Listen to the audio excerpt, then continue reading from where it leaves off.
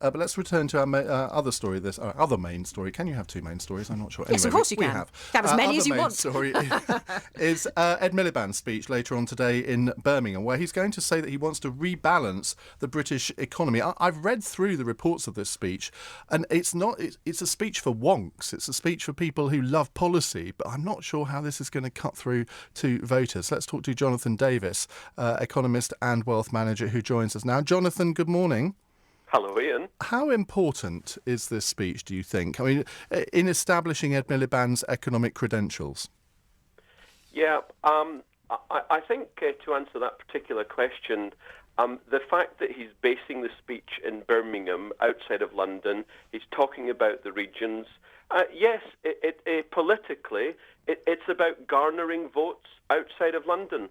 And actually, it's part of the year-long march towards the general election next year.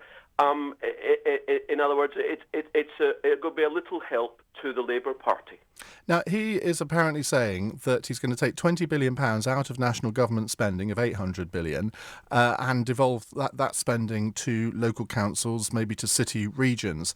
The government respond, well, we're already doing that, admittedly only by half of that amount. But there are questions about how this would be paid for, aren't there?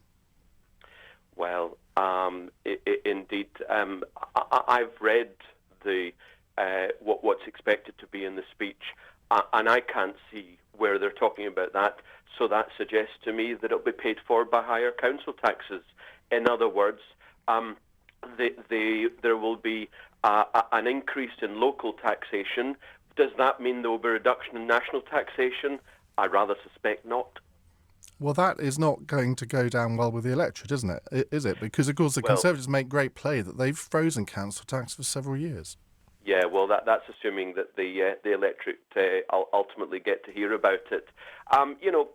What I'm seeing about politics is ultimately these guys, whether it's the Labours or the Tories or the Liberal Democrats, who are, of course, the large national established parties, I don't actually see any major big picture difference between any of them. As you say, this is a speech for policy wonks, and this is what politicians do. They talk at the edges. They talk about the minutiae. They don't talk about the big picture, the underlying problems in our economy and in our society. So, yes, they might devolve a little bit of power to local authorities, and yes, they might reduce a bit of income tax here and whatever, but ultimately we still have the big picture issues, and none of them are attacking the big picture issues. In a nutshell, they are managing decline.